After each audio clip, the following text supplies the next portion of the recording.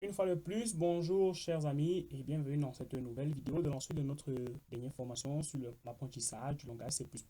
Dans la dernière série, nous avions vu ensemble pas à pas comment créer une variable qui stockera le nom de l'utilisateur. Et aussi dans la dernière, avant l'autre vidéo, nous avions vu comment créer une variable qui stockera l'âge de l'utilisateur. Maintenant, nous allons voir ensemble un peu une petite partie de l'effet de concaténation. Donc, nous allons voir ensemble dans cette vidéo, dans cette nouvelle série, comment poser une première question à l'utilisateur, puis une deuxième question, ensuite récupérer les deux pour former une première phrase en C++. Donc, pour ce, je vais supprimer le code de la dernière partie, donc, sauf le retourne 0, vu que ce code-là est un tout petit peu partout. Donc, ce que nous allons faire maintenant, tout d'abord, c'est que nous allons poser la question à l'utilisateur pour qu'au début, lorsqu'il lance ce programme, il voit directement qu'on lui pose la question. Donc, pour ce faire, je vais utiliser la propriété cout qui me permettra d'afficher du texte à l'utilisateur. Bon, pour ce faire, je vais écrire un texte comme par exemple, euh, mettez votre nom, deux points. À ce niveau-ci, je mets maintenant ENDL, la fin de mon programme. Donc, attention à ne pas mettre des trucs qu'il ne faut pas. Donc, un tout petit peu plus bas, maintenant, vous allez, si moi je vous pose la question, peut-être vous allez me dire, si je vous demande qu'est-ce qu'il faut mettre en bas, vous allez peut-être me dire qu'il faut directement écrire la propriété en C++ qui nous permettra d'écrire le champ de saisie à l'utilisateur. Mais par contre, là, c'est totalement faux. Écoutez, si vous créez la place où l'utilisateur pourra mettre du texte directement que vous lui posez la question, cela vous causera un problème parce que l'utilisateur devra d'abord entrer une information avant qu'elle soit stockée dans la variable. Donc, c'est un peu comme si vous voulez entrer dans une maison, mais le temps où vous êtes en train de réfléchir comment entrer à la maison, vous vous retrouvez déjà à l'intérieur.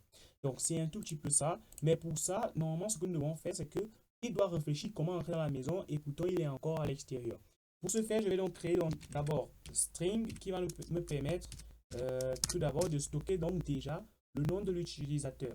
Donc, pour ce faire, je mets string et maintenant utilisateur. Donc, je crée ma variable qui va stocker le nom de l'utilisateur. Un tout petit peu plus bas, je crée ensuite dans le champ de saisie qui me permettra d'afficher le nom de l'utilisateur. Donc, d'afficher un espace de saisie où l'utilisateur pourra écrire son nom. Donc, je vais mettre donc là, nom utilisateur, je mets point virgule et je m'arrête d'abord là pour la première partie. Donc, si j'exécute là, l'utilisateur pourra très bien entrer son nom et ça ne va pas encore être affiché. Donc, pour ce faire, maintenant, je vais d'abord poser encore la question à l'utilisateur d'entrer son âge. Donc, je vais utiliser encore cout, puis je vais dire euh, entrer vo votre âge. Donc, je mets deux points à ce niveau-ci. Je mets ensuite là ENDL. Un tout petit peu plus bas, je vais maintenant créer la variable qui va me permettre donc de stocker l'âge de l'utilisateur.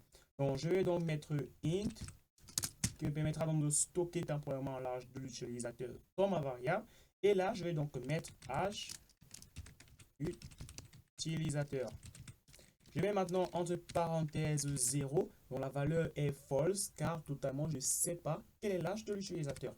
Donc ici, je mets donc un point virgule et un tout petit peu plus bas, je vais ensuite donc créer la fonction qui me permettra de laisser le champ de saisie à l'utilisateur. Donc je mets maintenant un cin, puis je vais ensuite mettre la âge utilisateur. Bon, j'ai oublié E, mais on va y arriver. À l'utilisateur, et je mets maintenant point virgule. Alors, si vous faites ceci, c'est vrai, on va vous afficher, veuillez mettre votre âge, donc mettez votre nom, pardon. Lorsque vous allez mettre votre nom, c'est vrai, ça va être mis. Maintenant, lorsque vous allez utiliser maintenant la prochaine partie, on va vous dire, veuillez entrer votre âge, ça c'est vrai, ça va être mis, mais le dernier problème, c'est que lorsqu'on regarde ceci et qu'on essaie de mettre comme un algorithme, si nous partons dans le côté algorithmique, là ne fonctionnera totalement pas parce que nous n'avons pas la propriété qui récupère le nom de l'utilisateur et ensuite qui récupère l'âge de l'utilisateur pour ensuite former la phrase qui dira vous vous appelez X ou Y et vous avez X ou Y âge par exemple. C'est ça donc un tout petit peu plus bas. Je vais donc mettre d'abord fin à ce niveau-ci. Donc c'est juste le commentaire que j'ai mis. Vous pouvez mettre ce que vous voulez au cas. Donc moi maintenant je vais utiliser la propriété cout qui me permettra d'afficher à l'utilisateur donc un simple texte comme ça. Et là je vais donc dire vous appelez donc avec deux P, donc vous vous appelez deux points. À ce niveau-ci, maintenant, je vais mettre nom utilisateur, donc je récupère la variable ci et je la mets à ce niveau-ci. Puis, je fais la même chose et je mets ici, je vais aller un peu de ce côté, voilà, et vous, et vous avez deux points. Puis, je mets ceci. Non, c'est pas le nom de l'utilisateur, mais c'est ça. Je mets H utilisateur. Et alors, à ce niveau-ci, je vais maintenant mettre 1. Je mets, oh mince, et je mets là 1. Je mets un peu d'espace pour que le texte ne soit pas trop collé. Ok. Et là, maintenant, je mets END. En fait, ok. Donc là, maintenant, je vais exécuter mon programme. Mais avant tout, je vais d'abord vous expliquer pour ceux qui ne comprennent pas. Pour ceux qui ne comprennent pas. Donc, par ici, j'affiche le texte à l'utilisateur qui demande d'entrer son nom. Je crée la variable qui me stockera temporairement le nom de l'utilisateur et je lui crée un champ de saisie où il pourra saisir le nom, donc pour entrer l'information. Je fais justement la même chose à ce niveau-ci, mais par contre ici je mets un 0 parce que ce que l'utilisateur va entrer ici, ça va être un chiffre et je ne sais pas du tout quel est ce chiffre-là. Vous allez tout simplement me dire, ok, c'est bien tout ça, mais pourquoi est-ce que ici tu n'as pas mis un chiffre vu que l'utilisateur va entrer quelque chose que par ici il pourra aussi entrer.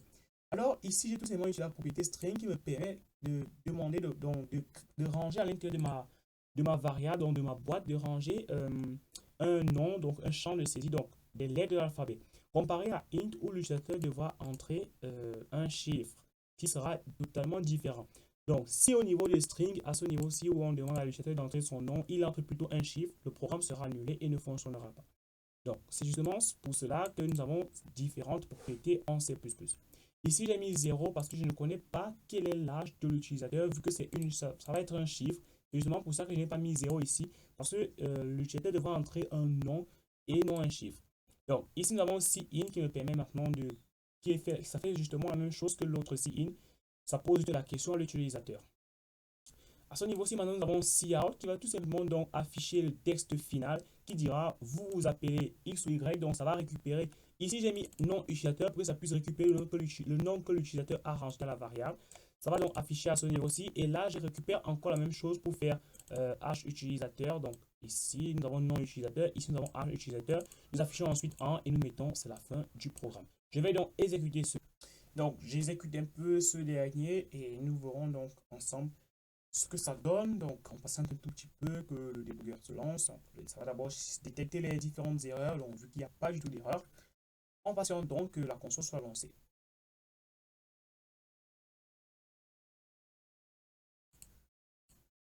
Et voilà, nous avons très bien réussi à créer cette nouvelle fenêtre où on posera pas mal de questions à l'utilisateur. Donc, nous allons donc dire mettre votre nom. Je vais mettre Ralph.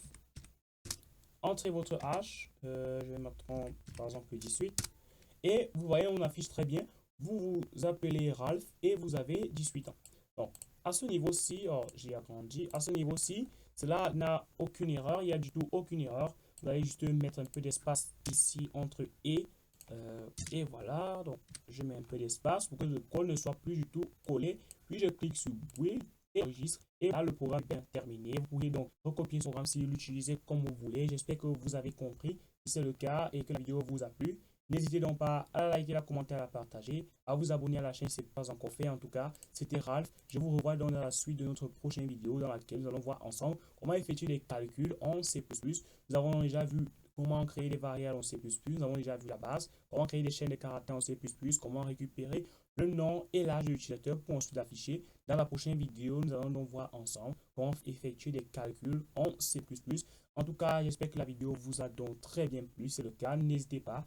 Likez, commentez, partagez et abonnez-vous pour ceux qui ne le sont pas encore. En tout cas, c'était Ralph. Ciao à tous et à la prochaine.